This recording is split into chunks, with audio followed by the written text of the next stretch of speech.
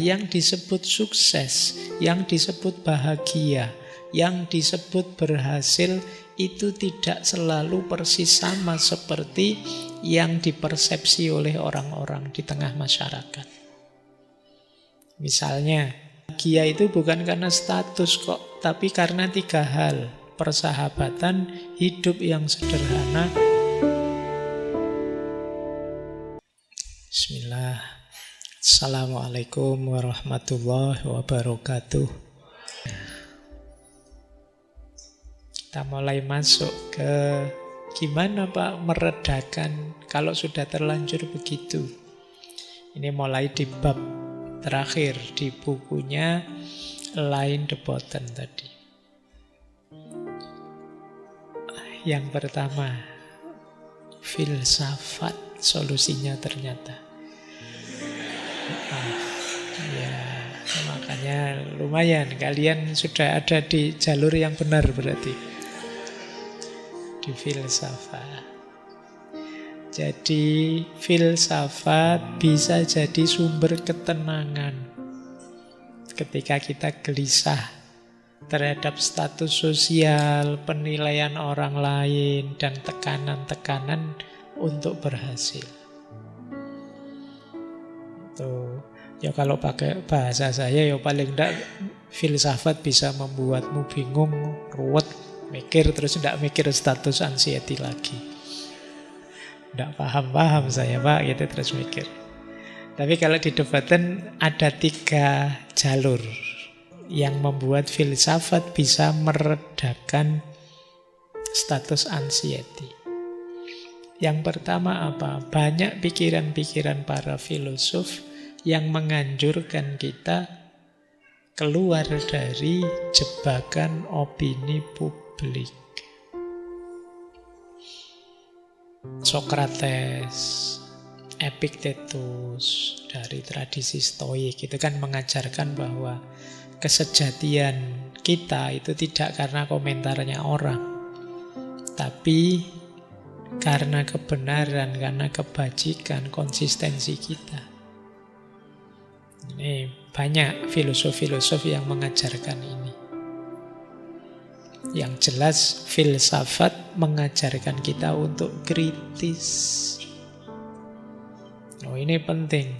Kalau sekedar iri, sekedar dengki, sekedar ingin niru orang lain, apalagi terjebak komentarnya orang, apalagi hanya ikut arus saja, yang lain ke utara, yang lain ke selatan, berarti kita tidak kritis. Nah, filsafat masuk ke sisi kritis ini menawarkan obat bagi kecemasan kita. Yang kedua, di antara yang ditawarkan oleh filsafat adalah mindset, cara pandang. Filsafat menegaskan bahwa yang disebut sukses, yang disebut bahagia, yang disebut berhasil itu tidak selalu persis sama seperti yang dipersepsi oleh orang-orang di tengah masyarakat. Misalnya, Epikuros, dulu pernah kita bahas itu, yang menegaskan bahwa bahagia itu bukan karena status kok, tapi karena 3 hal. Persahabatan, hidup yang sederhana, bebas dari rasa takut. Statusnya tinggi, tapi tidak punya teman. Itu pahit. Statusnya tinggi, hidup mewah-mewahan, bingung sendiri menghabiskan uangnya, stres sendiri dengan kekayaannya, ya tidak bahagia. Statusnya tinggi, tapi tiap hari takut. Takut ketahuan orang, takut KPK ngerti, takut petugas. Itu pasti tidak bahagia. Jadi filsafat menunjukkan ini loh yang oleh masyarakat kadang dianggap standar, sebenarnya tidak. Cara pandang kita bisa diganti. Tanpa kaya, tanpa tenar pun kita bisa bahagia. Tanpa punya jabatan pun kita bisa bahagia. Besok mungkin kalian membuktikan ya. Hari-hari ini kalian yang merasa tidak banyak duit itu mungkin lebih banyak ketawanya. Dibandingkan besok sudah punya pekerjaan, sudah punya kesibukan ini itu. Mungkin ketawa saja tidak sempat. Pagi kerja, pulang sore sampai di rumah capek. Tidur, pagi balik lagi kantor tiap hari. Nah, jadi sukses tidak sukses, berhasil tidak berhasil, itu lebih banyak berhubungan dengan cara pandang.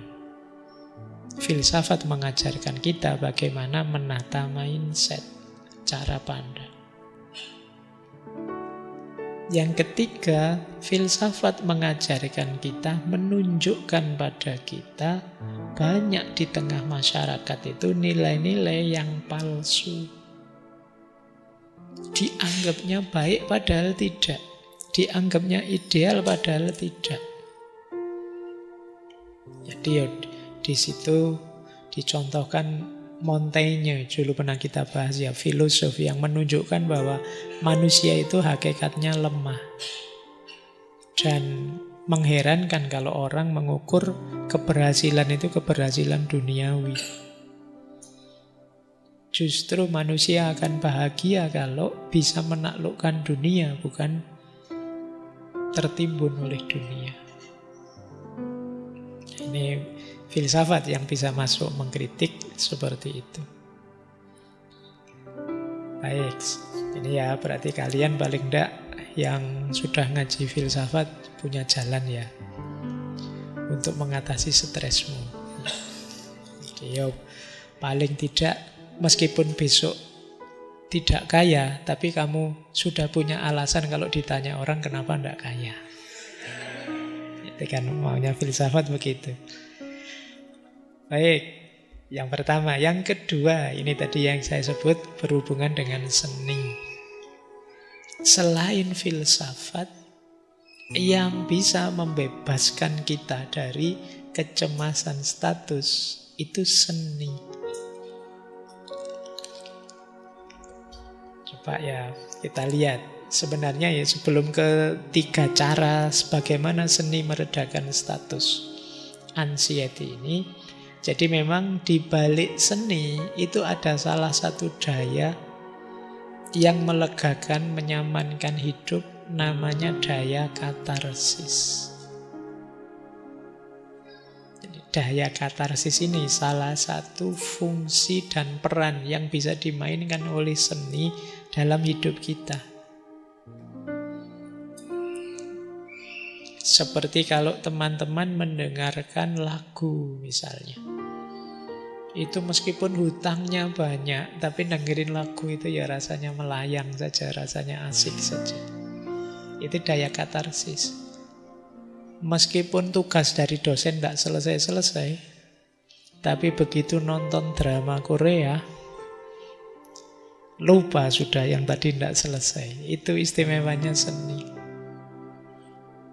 Makanya di antara obatnya hati kalau dalam agama itu apa? Membaca Al-Quran.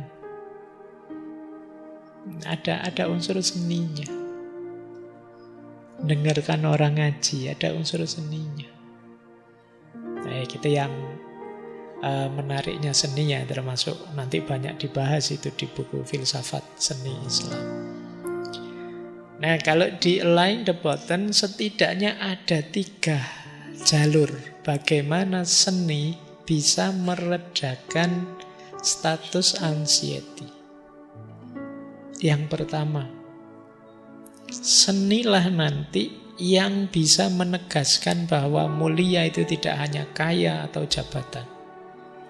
Banyak karya seni yang menggambarkan orang miskin, pekerja kasar, wajah-wajah dari desa, itu rasanya jadi indah. Kalian sering ya nonton gambar pemandangan, luas pemandangan desa itu, terus ada orang bawa cangkul ke sawah, itu kan rasanya indah ya, menarik. Padahal yang bawa cangkul sendiri sambil mikir ini besok utangnya gimana gitu. Tapi kan seni bisa mengangkatnya secara indah. Ternyata bermartabat juga, gitu loh. Manusiawi juga. Sementara kalau di tengah masyarakat tadi kan yang tidak punya jabatan, tidak punya kekayaan, seolah-olah terpinggirkan. lukisan-lukisan ya. Kalau di situ ada Van Gogh, Rembrandt yang menangkap keagungan dalam penderitaan manusia. Jadi ternyata penderitaan itu sampai level tertentu, dari sudut pandang tertentu indah. Jadi seni memberi tempat dalam sejarah bagi mereka yang dilupakan oleh sistem status sosial tadi. Ya, kalau di hotel tidak bisa masuk yang lemah-lemah, kalau di tempat-tempat mewah tidak bisa masuk. Bahkan di mall pun kalian masuk terus mesti dipeliriki sama yang nunggu. Ini mesti tidak buat duit ini, mesti cuma nonton-nonton. Ini kan begitu. Tapi dalam seni dia diakomodir, dia bisa masuk. Bahkan biasanya ya tokoh-tokohnya, jagonya itu ya diambil dari kalangan bawah, nanti salah satunya jadi orang hebat. Kan banyak cerita-cerita seperti itu. Lukisan-lukisan itu juga banyak orang-orang biasa yang dilukis. Jadi seni bisa mengangkat martabatnya orang biasa. Sementara di tengah masyarakat konkret, orang biasa direndahkan, dianggap tidak level sama yang kaya dan yang punya jabatan. Yang kedua, senilah yang bisa menunjukkan betapa absurdnya pencapaian-pencapaian sosial itu. Banyak cerita-cerita sastra, teater, Shakespeare, Tolstoy yang menunjukkan bahwa status sosial itu ternyata bisa merusak, rapuh, palsu, bahkan bisa tragis. Coba baca novel-novel itu kan banyak itu yang isinya menertawakan orang-orang kaya, orang-orang berjabatan yang hidupnya mewah, megah. Nah, terus kita diarahkan untuk mengagumi hidup biasa. Justru pahlawan muncul dari kalangan orang-orang biasa. Nah, ini seni yang bisa begitu. Dia jadi katarsis mindset yang beku di tengah masyarakat. Dia menunjukkan cara berpikir yang berbeda.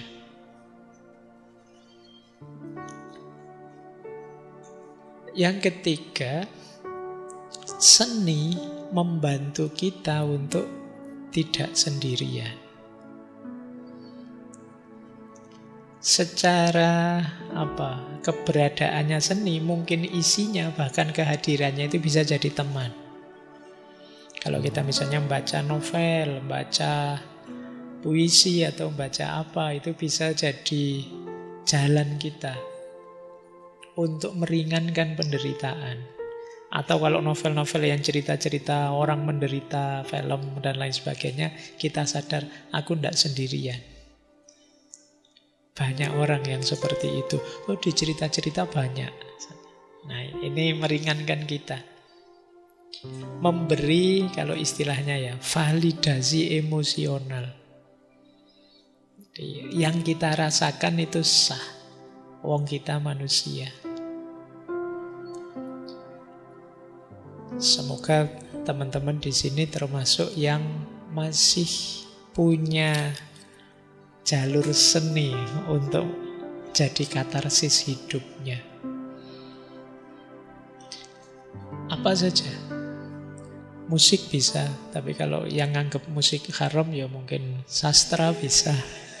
Kalau yang nganggap banyak jalurnya seni, tidak hanya satu kok. Ya. Tapi jangan hidup tanpa variabel estetik termasuk seni. Kenapa? Tadi saya jelaskan sekilas ya di pengantar tadi bahwa keindahan itu sebagai nilai sering digambarkan orang sebagai penyempurna. Puncaknya nilai. Bahkan ada yang bilang termasuk nilai agama itu puncaknya estetika. Berhubungan dengan rasa. Beragama itu kan isinya tatanan, aturan untuk kita hidup di muka bumi ini. Kenapa sih hidup ini harus ditata, harus diatur? Biar kita yang hidup di dalamnya nyaman, bisa menikmati dan merasakannya. Loh, unsur nikmat, unsur rasa, unsur kenyamanan itu ranahnya adalah estetika. Orang yang sudah nyampe level estetik, dia tidak hanya bisa menjalankan agama, tapi juga bisa menikmati agama. Kita tidak hanya menjalankan sholat, tapi bisa menikmati sholat. Kapan kita bisa menikmati sholat? Kalau kita bisa menemukan indahnya sholat. Kapan kita bisa menikmati puasa? Kalau kita bisa menemukan indahnya puasa. Indah tidak hanya material ya, indah itu bisa mental, bisa spiritual.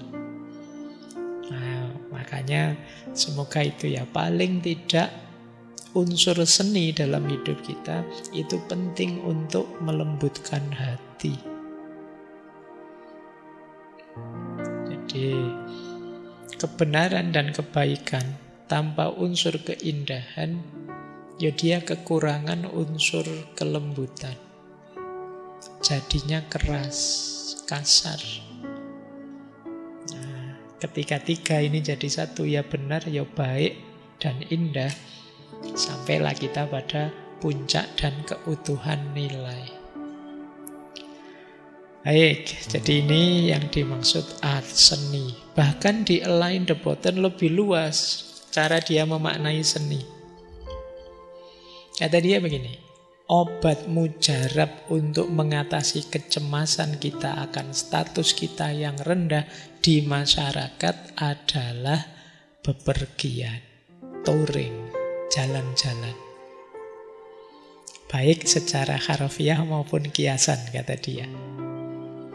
Nah, itu makanya yang saya agak ini kan sebenarnya masa liburan, kok yang ngaji banyak. Apa ndak jalan-jalan teman-teman ini? Jadi jalan-jalanlah. Jalan-jalan itu ya ndak sekedar jalan. Maksudnya apa? Kata dia, dengan melihat karya seni di ruang-ruang raksasa dunia. Temukan keindahan di sekelilingmu. Biar kamu sadar bahwa hidup itu tidak hanya tentang itu-itu saja, tidak hanya tentang perlombaan, kekayaan, rebutan jabatan. Dunia ini tidak sesempit itu. Jadi tidak hanya tentang kerja mencari uang, mengumpulkan harta, mencari jabatan, tugas makalah, dan lain sebagainya. Masih luas dunia ini. Ada banyak ruang raksasa yang indah. Coba kalian, tidak jauh-jauh, keluar saja dari kamar kosmu, dari rumahmu. Kalau situasi terang, lihatlah ke langit saja. Lihat ke langit, lihat saja, kata Imam Ghazali ini di kitabnya beliau. Jadi mendongaklah, lihat birunya langit saja dengan sedikit mendung yang berarak berjalan. Itu loh, hati sudah tentram. Rasa kita kecil di bawah alam semesta ini itu menenangkan hati kita. Yo, kalau masih ada kendaraan bisa digenjot sedikit ke Parangtritis sana, lihat pantai. Tidak apa-apa, nonton saja. Loh, lihat lautnya saja, itu hati tentram. Itu yang dimaksud ruang-ruang raksasa, ruang seni di dunia ini. Nah, ini obat mujarabnya itu. Kalau kalian stres, sumpek apa, keluarlah, bepergianlah, healinglah. Kalau tidak punya biaya, ya seperti tadi ya, keluar rumah saja, keluar kamar kos saja sambil lihat sekelilingmu, itu ada banyak keindahan. Baik, itu yang kedua ya, art, seni. Yang ketiga, ini semoga kalian tidak protes. Ternyata obat ketiga adalah politik. Beda ya, ternyata kamu gak membayangkan, ternyata politik bisa jadi obat dari kecemasan status. Ada 3 cara politik itu bisa membantu kita, menegaskan kita. Yang pertama, Politik menyadarkan kita bahwa sistem struktur masyarakat yang menggelisahkan kita tadi itu buatannya manusia. Tadi kan kita merasa rendah diri karena gagal naik status. Tapi begitu sadar kita, oh iya ya ini politik sih. Urusan status tinggi, status rendah itu bukan kodrat, tapi kekuasaan, kebijaksanaan, dan keputusan. Jadi ini tidak serta-merta salahku sebagai pribadi. Bisa saja karena kebijakan yang diambil pemerintah tidak pas, tidak cocok. Jadi politik setidaknya menyadarkan kita ini. Oh iya, ya memang manusia yang bikin. Jadi politik akan mengajarkan kita, mungkin bukan kamu yang gagal, tapi sistemnya yang tidak adil. Ini pelajaran dari politik. Itu kan ringan kita. Kalau tadi kan kita menyalahkan diri kita sepenuhnya, bahwa saya itu lemah, saya itu jelek. Ini politik menyadarkan kita. Saya coba dicek lagi. Jangan-jangan bukan kamu yang lemah, tapi sistemnya saja yang rusak. Tatanannya yang tidak adil. Baik, yang kedua, politik tertentu, seperti di Indonesia ini ada demokrasi, ini bisa jadi obat yang menyadarkan kita bahwa kita semua ini sebenarnya setara. Jadi siapapun warga negara, di mata negara, di mata hukum itu sama. Jadi kita sama-sama warga negara. Nah, nanti ini kesadaran kedua. Di politik bisa menyadari, oh iya ya, saya kok nganggap orang lebih kaya, lebih mulia. Enggak, kita di negara ini masing-masing punya peran kok.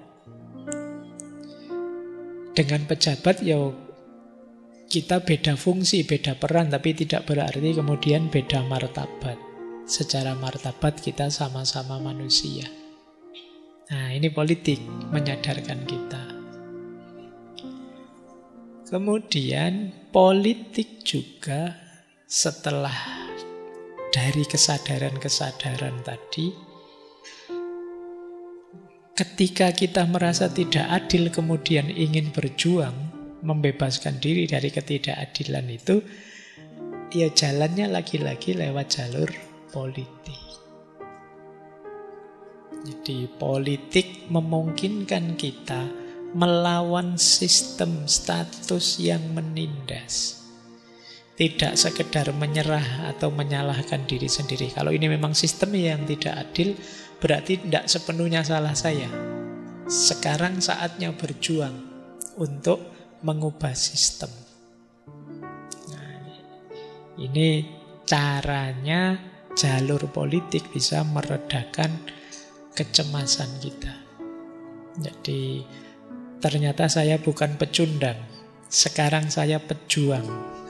Memperjuangkan keadilan dari sistem tadi. Baik ya, terserah nanti teman-teman lebih enak ngambil jalur mana, filsafat, seni, apa politik. Ada jalur keempat.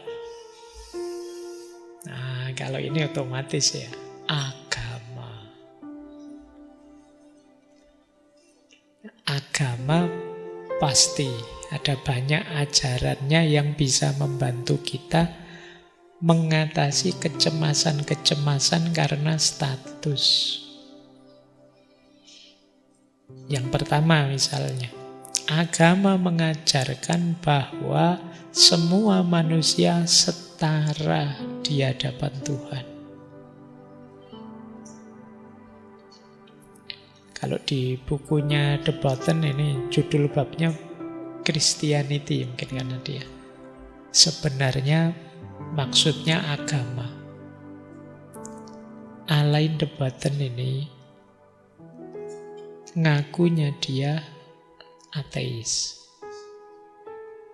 Tapi menarik, meskipun dia tidak beragama, dia melihat banyak sekali unsur-unsur agama yang penting dalam hidup manusia.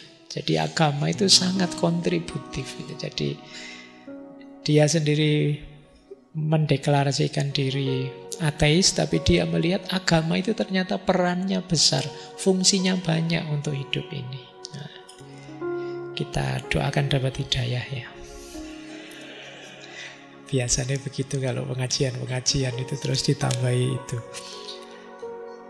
Jadi yang pertama dengan agama terus kita disadarkan, enggak, setiap manusia setara di hadapan Tuhan. Kalau dalam Islam ya hierarkinya bukan hierarki kaya miskin, tapi takwa dan tidak takwa. Jangan iri dengan orang yang lebih kaya, lebih berjabatan. Irilah dengan orang yang lebih takwa. Karena ya manusia itu tidak bertingkat-tingkat kecuali dari aspek ketakwaannya. Yang kedua, agama kadang-kadang membalik hierarki. Justru di beberapa ajaran disebutkan orang yang terhina, orang miskin, orang yang mustad'afun justru lebih dekat dengan Allah, lebih dekat dengan Tuhan. Ini kan kebalikannya. Jadi kita tenang kan sekarang. Aku kok tidak punya apa-apa, orang-orang kok kaya semua. Tapi tidak apa-apalah. Kalau secara agama berarti aku lebih dekat dengan Tuhan. Aku kok ditindas terus ini. Oh, menurut agama orang yang ditindas itu doanya makbul. Nah, saatnya berdoa misalnya. Nah, ini solusi yang ditawarkan oleh agama. Hierarkinya tidak yang sukses, yang kaya, tapi justru orang-orang yang dilemahkan, dizalimi, ditindas, itu disebut lebih dekat dengan Tuhan. Kemudian yang ketiga, agama juga mengajarkan pada kita bahwa hanya Tuhan yang berhak menilai manusia, bukan sesama manusia. Itu kalau disimbolkan dengan rapot ya, kita ini sesama siswa, tidak bisa saling ngisi rapotnya. Yang ngisi rapot kita Tuhan nanti. Jangan menghakimi. Nah, maka ini lebih menenangkan kita. Oh, berarti mana mulia, mana tidak mulia, mana yang bermartabat, mana tidak, itu yang bisa menetapkan ya Allah. Yang keempat, menawarkan cinta yang tanpa syarat. Jadi agama menawarkan cinta yang tanpa syarat pada semuanya. Manusia tidak harus membuktikan diri dulu, tidak harus sukses dulu, tidak harus berhasil dulu. Semuanya dicintai oleh Allah. Nah, ini solusi dari agama. Insya Allah teman-teman paham lah ya yang nomor 4 ini. Masih sulit, ada solusi ke-5. Bohemia. Ini mungkin teman-teman yang suka nongkrong mungkin suka yang ke-5 ini. Jadi bohemia itu satu gaya hidup yang menolak norma-norma sosial yang mainstream. Memberi jalan pelarian dan tekanan status dalam masyarakat. Jadi bohemia itu contohnya seniman, penyair, filosof jalanan kalau di perdebatan ya. Filosof masjid tidak masuk. Pecinta kebebasan yang tidak hidup untuk mengejar status, tapi keaslian, kreativitas, kebebasan batin. Ini orang-orang yang tidak mau dijebak, ditelan oleh norma dan tekanan status di tengah masyarakat. Sebutannya kelompok bohemia. Nah, orang-orang bohemia ini gaya hidup mereka itu bisa jadi penawar kecemasan status. Kenapa begitu? Yang pertama, mereka menolak standar-standar konvensional. Mereka menolak anggapan bahwa uang, jabatan, reputasi itu ukuran keberhasilan. Mereka punya standar sendiri. Mereka lebih mengedepankan kejujuran, kebebasan, pencarian makna, dan kesetiaan pada hati nurani. Jadi hidupnya lebih merdeka. Ini kelompok Bohemian. Mereka akan berkata, kami memilih tidak berpartisipasi dalam perlombaan status.